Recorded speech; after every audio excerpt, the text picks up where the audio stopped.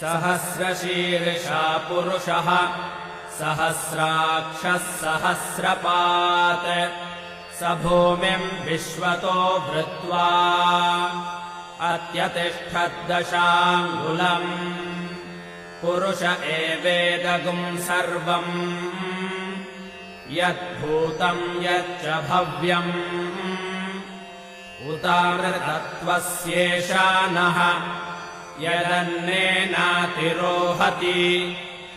एतावानस्य महिमा